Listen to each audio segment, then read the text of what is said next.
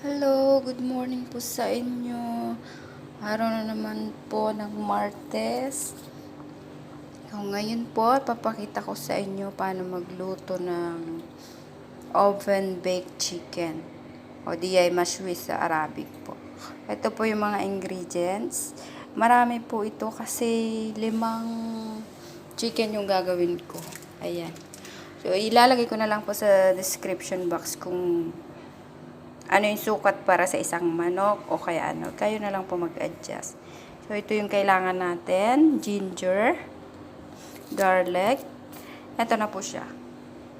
Tinadtad or ano ba ito? Dinikdik. Okay?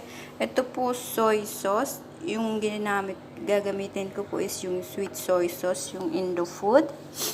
Lemon, na ano ko na kasi yan.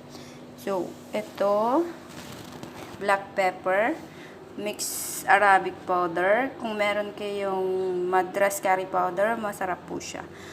Turmeric. Ito yung gusbara powder or corriander powder.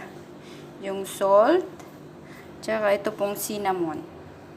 Cinnamon powder. Yan po. At itong tomato paste. Okay? So, mamaya po, lilinisan ko muna itong chicken. Pakita ko sa inyo kung paano mag-coating. Ayan. Ito po idagdag natin na ang corn oil o any oil para po maano yung sa ibabaw niya mamaya. So, ito na. Lilinisan ko na yung ating manok. Ayan po. So, atin na pong minimix yung ating mga ingredients. Ayan. Yung lemon juice, yung turmeric, yung ano pa ba yan nandyan?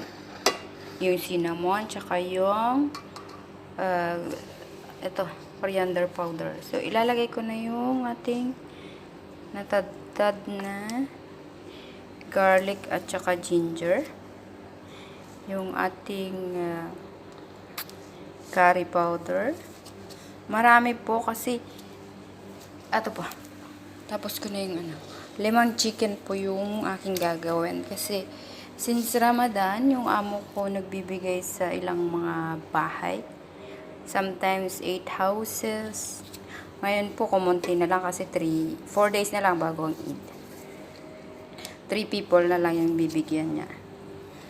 So, kumunti na rin yung aking ginagawan ng pagkain. Ayan. So, nag-gloves po ako kasi i-ano natin yan. Masamasahin yung manok. So, ayan. Ito. Timplahin nyo rin po yung inyong paste. Kasi minsan nasa yan, baka kulang ng asin, ng paminta. So, ilagay ko na yung ating soy sauce.